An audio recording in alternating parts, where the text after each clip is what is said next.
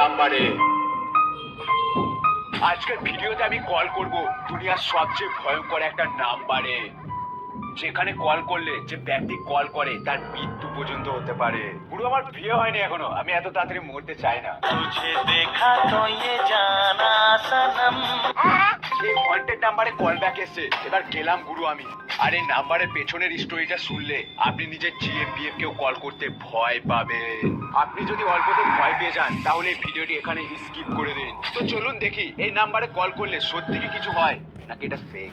আজ যে নাম্বার আমি কল করতে যাচ্ছি, বলতে গেলে এটা ভারতের সবচেয়ে বিপজ্জনক নাম্বার। শোনা যায় এই নাম্বারটা একসময় ছিল এক নিখোঁজ নার্সের, যে রাত 3টের পর হঠাৎ ফোন ধরতো, আর ফোন ধরলে শোনা যেত অ্যাম্বুলেন্সের আওয়াজ আর কারো কান্নার শব্দ। তো চলো গুরু, এবার আমি এই নাম্বারটায় কল করে দেখি। কল করার পর আমার সাথে কি হয়েছিল সেটি জানার জন্য কমেন্টে লিখুন পার্ট 2। আজ আমি